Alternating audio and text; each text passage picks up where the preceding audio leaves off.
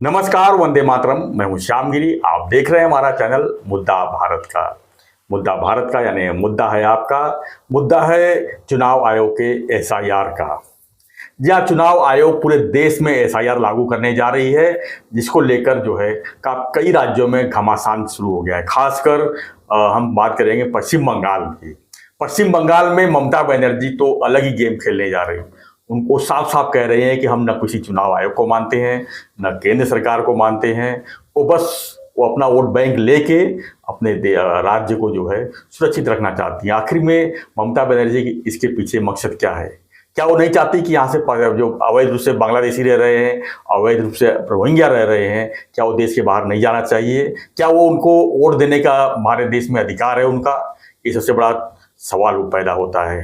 लेकिन चुनाव आयोग जिस तरह से बदनाम हो रही है, खासकर महाराष्ट्र में जिस तरह से चुनाव आयोग के खिलाफ मोर्चाबंदी होने जा रही है, विपक्ष जो है चुनाव आयोग के कार्य पद्धति पर सवाल उठा रहे हैं, उसको देखते हुए एसआईआर तो पूरे देश में लगाना ही चाहिए। तो आज हम अपने वीडियो में यही चर्चा करेंगे, आखिर में एसआईआर है क्या और चुनाव आयोग को इसकी जरूरत क्यों पड़ गई। उन्होंने देखा कि बिहार में जो ट्रायल शुरू किया एसआईआर का, उसमें सफलता भी मिली।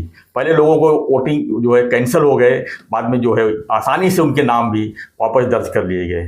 तो एसआईआर का मतलब ये नहीं हुआ कि जिसके नाम कट गए तो हमेशा के लिए कट गए हैं। ये सबसे बड़ा जो है सवाल तो है ही। तो हमारे साथ में नवभारत के वरिष्ठ पत्रकार शिवप्रकाश मिश्रा जी, हम यही जानने की कोशिश करेंगे कि एसआईआर को लेकर लोगों की अलग अलग सोच है, आखिर में एसआईआर क्या है और चुनाव आयोग इसको क्यों जरूरत पड़ गई है कि पूरे देश में लागू करे। सर, स्वागत है आपका। दिवाली के बाद हम फिर से एक बार मिल रहे हैं, तो अब क्या कहेंगे? चुनाव आयोग का ये बड़ा फैसला है। बिल्कुल, निश्चित रूप से ये चुनाव आयोग का एक ऐतिहासिक फैसला है। देखिए, सर को लेकर एसआईआर, जिसको सर कहा जा रहा है, ये समझिए कि एसआईआर क्या है। मतलब एसआईआर स्पेशल इंटेंसिव रिवीजन, जैसे मतदाता सूचियों का जो चुनाव आयोग के देखरेख में बनती है, जिलाधीश जो त्रुटियां हैं, हाँ, जो त्रुटियां हैं, तो उसका जो गहन उसमें रिवीजन होता है, संशोधन होता है, या उस मतदाता सूचियों का पुनर्निरीक्षण होता है। ये तो वैसे सतत चलने वाली प्रक्रिया है, लेकिन एक अभियान के तहत जिस तरीके से मतदाता सूचियों में बहुत सारी शिकायतें, त्रुटियां आई, और इसमें एक चीज स्पेशल देखिए, आपको मैं बता दूं, ये है कि जैसे विदेशी नागरिकों की जांच, इसमें इतना हंगामा क्यों बढ़ा हुआ है। इसका सबसे बड़ा कारण यही है कि जैसे आपने चर्चा की बांग्लादेशियों की, रोहिंग्या या और जो भी हैं अवैध मतदाता जो हैं, इधर से उधर होने वाले जो मतदाता हैं, जिनका कोई एक तरीके से बहुत ज़्यादा रिकॉर्ड नहीं है, लेकिन रिकॉर्ड बना के उसमें शामिल किया गया, तो उनका पुनर्निरीक्षण, उनको डर है कि ऐसे मतदाता जो हैं निकाल दिए जाएंगे। जैसे बिहार में आपने कहा, बिहार में 68 लाख मतदाता इस तरह से मिले, तो उसमें काफ़ी मरे हुए भी हैं और हैं विदेशी मतदाता भी हैं, कुछ और अवैध रूप से घुसाए गए, कुछ जो बोलते हैं ना डाइवर्ट हुए हैं या माइग्रेट हुए हैं, उनके नाम भी चल रहे हैं। एक एक नाम से चार चार चल रहे हैं। लेकिन देखिए, एक एक नाम से चार चार आपने कहा ना, अब वो चार जगह तो वोट डालने नहीं जाता। उस चरण में देखिए, एक जगह चुनाव है, जैसे लोकसभा के चुनाव है, ये समझ सकते हैं कि उत्तर प्रदेश में भी नाम है उसका, महाराष्ट्र में भी नाम है, तीसरे चरण में जा सकता है, लेकिन ये बहुत कम देखने में आता है। विधानसभा में तो नहीं दिखता। लेकिन सबसे बड़ी चीज जो एसआईआर का है, अब चुनाव आयोग इसको सारे देश में लागू करने जा रहा है। अब इसमें सबसे बड़ी समस्या यह है कि अब देखिए, जो आने वाले विधानसभा चुनाव हैं, वो आने वाले विधानसभा चुनाव अब जैसे हैं पश्चिम बंगाल में, आसाम में है, तमिलनाडु में है, केरला में है, तो ये जो चारों पांचों राज्य हैं जो है ना, यहाँ बड़ी संख्या में उनको डर है कि बड़ी संख्या में दोबारा मतदाता, बड़ी संख्या में बांग्लादेशी मतदाता, इसमें पश्चिम बंगाल और आसाम बिल्कुल निशाने पर है। वो बिल्कुल बांग्लादेश की सीमा है और बड़ी संख्या में बांग्लादेशियों का आगमन या अवैध रूप से इनका आवर्जन हुआ है। अगले साल वहां चुनाव है। तो इस पर सर इसलिए निर्णय ले रही है कि इसलिए मतदाताओं सूचियों का इसलिए इनको डर लगा हुआ है, या विपक्ष को डर लग रहा है, या सत्ताधारी जो हैं उनको डर लगा हुआ है कि इससे जो है उनके जो कोर मतदाता हैं उन पर ही असर पड़ेगा। इसका कारण यही है। लेकिन आपको मैं बता दूं सर, जो SIR है, आप इसके पहले 2008 में 2006 में दिल्ली और उत्तराखंड में इस तरह की पुनर्निरीक्षण जो है, एकदम गहन अध्ययन, इस पर गहन रिवीजन हुआ है, तब कांग्रेस की सरकार थी जी। इसके पहले 2002-2004 में भी इस तरह का जो है मतदाता सूचियों का पुनर्निरीक्षण हुआ है।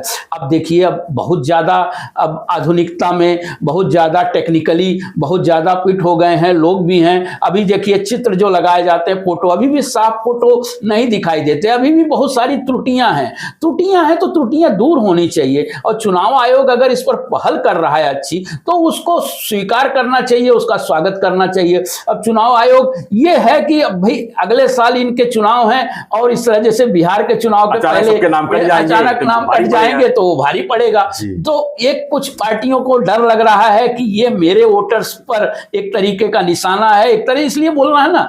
अब राहुल गांधी ने वोट चोरी का मामला उठाया। ये वोट चोरी ये नहीं है। वोट चोरी का मतलब ये है कि भाई वोट चोरी, देखिए एक समय होता था सीधे सीधे एकदम डब्बे गायब हो जाते थे, सीधे सीधे कह दिया जाता था कि तुम्हारा वोट पड़ चुका है। जाते थे मतदाता, वो पोलिंग बूथ लूट लिया जाता था, पोलिंग बूथ पे वो किया जाता। तो ऐसी स्थिति तो नहीं है। अब मतदाताओं, वोट दिया है आपने, फिर भी आप कह रहे हैं वोट चोरी हुई है।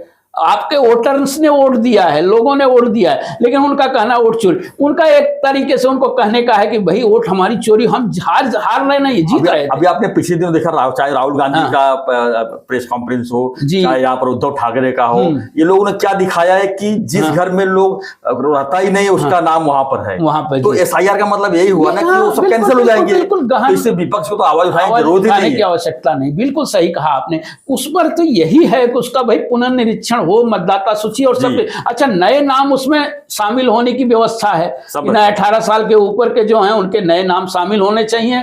पुराने जो दोबार मतदाता हैं या दोबार नाम हैं या मरे हुए हैं, नहीं कटाया गया, नहीं, कौन कटाने जाएगा। यहाँ तो भाई जब गरज रहती है तो कटाता है आदमी, नहीं तो ऐसे सालों साल चलते रहते हैं। और वो हर जगह है, पूरे देश में ऐसी स्थिति, उनको भी पता है, पक्ष को भी पता है, विपक्ष को भी पता है। मेरे ख्याल से जो मतदाताओं को जो है आधार कार्ड से लिंक कर देना चाहिए, इसमें बहुत सुधार, तो बहुत सुधार। आगे आने वाली प्रक्रिया देखिए होगा। अभी यहाँ तक तो हो रहा है कि आधार कार्ड से लिंक करिए, घर से ही वो ऑनलाइन वोटिंग की भी हो सकता है। आगे चलकर डिजिटल, बिल्कुल सही कहा आपने, कर सकते हैं। लेकिन फिलहाल जो चुनाव आयोग जो रवैया अपना रहा है, वो सुधार करने की कोशिश कर रहा है, तो उसमें सुधार होना चाहिए। ठीक है, चुनाव आयोग पर भी आरोप प्रत्यारोप लगते हैं, चुनाव आयोग को भी उनकी सफाई देनी चाहिए। जो आरोप लगा रहा है, अगर विपक्ष कोई चीज पर सवाल उठा रहा है, तो मैं समझता हूं चुनाव आयोग उसका जवाब चुनाव आयोग को बिल्कुल देना चाहिए। लेकिन ये जो चीजें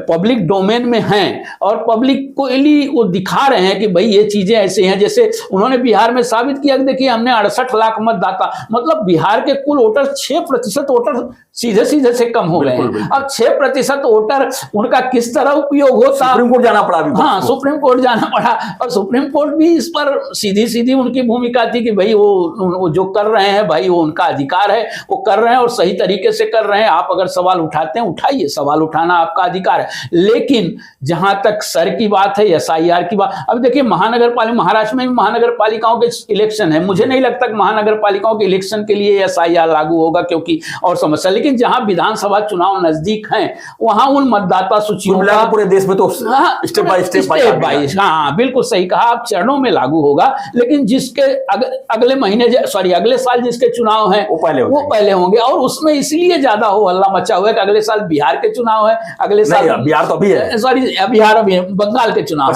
पश्चिम बंगाल के चुनाव है, तमिलनाडु के चुनाव है, आसाम के चुनाव। और पश्चिम बंगाल और आसाम जो है शुरू से ही ये निशाने पर रहा है। पश्चिम बंगाल में 30 से 35% ऐसे लगता है कि वो रोहिंग्या या ये बांग्लादेशी मतदाता वहां आए हैं। आज उनकी संख्या बहुत तेजी से बढ़ी है और उन पर उनकी स्क्रूटनी होनी चाहिए, ऐसा पूरे देश को लगता है। भले विपक्ष उस पर भले उठा रहा है, लेकिन उनको भी लगता है, वैसे कांग्रेस को भी लगता है, भले ममता को न लगे लेकिन उनको लगता है। आसाम में देखिए बीजेपी का शासन है, लेकिन बीजेपी भी चाहती, या कोई भी चाहता है कि भाई वहाँ पांडिचेरी है, ये केरल है, केरल की स्थिति भी बहुत खराब हो चुकी है, वहाँ भी इसी तरह की स्थिति है। भले उस पर एक वर्ग पर ये ऐसा लगता है कि एक वर्ग पे दबाव डाला जा रहा है, एक वर्ग को निशाना बनाया जा रहा है, लेकिन ऐसा नहीं है। अगर होगा तो चरणबद्ध तरीके में हर जगह होगा। वही स्थिति महाराष्ट्र में भी आने वाली है, महाराष्ट्र में भी होना ही चाहिए, मांग भी हो रही है। तो ये SIR जो है ये लोगों की समझ में धीरे धीरे आ भी रहा है और जनता इसको लेकर कहीं भी भ्रमित नहीं है, मुझे लगता है। इसमें हाँ, भ्रमित विपक्ष है, कुछ सत्ताधारी दल हैं, बाकी कोई समस्या नहीं है। धन्यवाद जानकारी के लिए मिश्रा जी। तो हमारा चर्चा यही था कि जो चुनाव आयोग SIR जो लागू पूरे देश में करने जा रही है, आखिर में इसके पीछे मकसद क्या है। विपक्ष हमेशा हंगामा करता है कि ईवीएम खराब है, ईवीएम सेटिंग है, नाम का सेटिंग है, यानी कि एक एक इमारतों में जो लोग रहते नहीं है, ऐसे सैकड़ों नाम वहां पर आ गए। इस त्रुटियों को कैसे सुलझाया जाएगा? इन त्रुटियों को SIR के ही माध्यम से इसको ठीक किया जा सकता है। लेकिन इसमें जब त्रुटियां जब ठीक करने जाएंगे तो कुछ लोग ऐसे होंगे जिसका नाम कट जाएगा, लेकिन उसमें भी डरने की बात नहीं है, नाम आसानी से फिर से चढ़ाया जा सकता है। लोग को भ्रमित कर रही है विपक्ष, जो है लोगों को भ्रमित करने में लगी हुई है। खासकर पश्चिम बंगाल में ममता बनर्जी ये मानने को तैयार नहीं है। अब बताइए, पश्चिम बंगाल क्या कोई अलग कंट्री तो है नहीं जो केंद्र सरकार और चुनाव आयोग चाहेगा और वहां पर नहीं होगा। फिलहाल जो भी है, लेकिन SIR के माध्यम से अगर पूरे देश की अगर चुनाव व्यवस्था ठीक होती है तो ये सबके हित की बात है। फ्रेंड्स, आप इस पर क्या सोचते हैं हमें कमेंट बॉक्स जरूर लिखिए और ऐसी खबरों के लिए बने रहिए हमारे साथ, देखते रहिए हमारा चैनल मुद्दा भारत का। चैनल को लाइक, शेयर और सब्सक्राइब जरूर कीजिए। हमारा चैनल 1 लाख के करीब एकदम पहुंच चुका है, तो मैं चाहता हूं कि आप लोग ज़्यादा से ज़्यादा लोग जो लोग लिंक के थ्रू अगर हमारा वीडियो देख रहे हैं तो प्लीज़ रिक्वेस्ट है कि आप चैनल को सब्सक्राइब कर लीजिए और सहयोग कीजिए और देखते रहिए हमारा चैनल मुद्दा भारत का। धन्यवाद मिश्रा जी, धन्यवाद। जय हिंद।